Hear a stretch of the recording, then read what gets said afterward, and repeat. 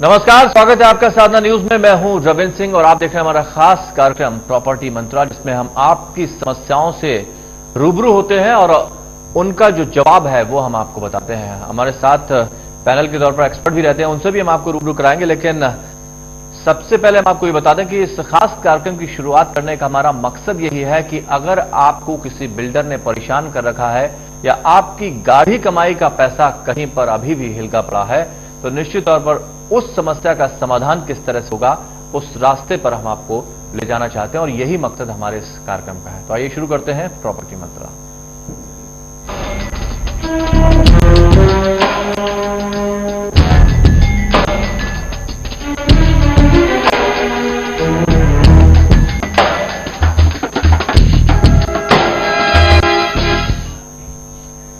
तो हम बताएंगे उस बिल्डर के बारे में जिसने लोगों की गाढ़ी कमाई लूट ली और आज भी लोग उस जख्म को भूल नहीं पा रहे हैं।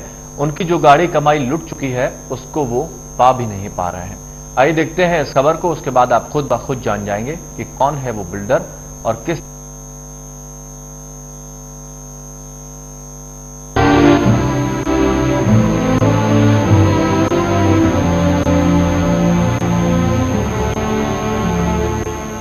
फौज में रहकर देश की लंबे समय तक सेवा करने के बाद यशपाल घर वापस ये सोचकर आए थे कि अब आगे की जिंदगी वो चैन से बिताएंगे। एक छोटा सा घर बनाएंगे जिसमें वो अपने सपनों को नया आयाम देंगे। यही सोचकर यशपाल ने फौज से बीआरएस ली और पेंशन के पैसे एमटेक बिल्डर्स को ये सोचकर सौंप दिए कि वो उनके घर का सपना पूरा कर देगा। लेकिन हुआ ठीक इसका उल्टा। मैं आर्मी से वीआरएस लेके आया था। वाइफ के जो मेडिकल प्रॉब्लम की वजह से मुझे वीआरएस मिला था, उस वजह से मैं आया था वीआरएस। तो मुझे 5.5 लाख रुपए मिले थे और यहाँ गांव में एक मेरा प्लॉट था, उसको सेल आउट करके उसमें इन्वेस्टमेंट किया था, ये सोच करके अच्छा वहाँ डेवलपमेंट तो अच्छा हो रहा है भिवाड़ी में और मेरे कंट्रोल में है, with in my reach. Gurgaon में रेट्स बहुत हाई थे तो वहाँ इस वजह से हमने वहाँ पे लगाया था कि वहाँ जॉब भी मिल जाएगा वहाँ पे और रेजिडेंशियल भी हो जाएगा, रेंट पे नहीं रहना पड़ेगा, अपना खुद का घर होगा। ऐसे हमने सपना सोचा था और पैसे लगाए थे। यशपाल की जीवन भर की कमाई पूरे 3 लाख रुपए एमटेक ने घर के नाम पर हड़प लिए।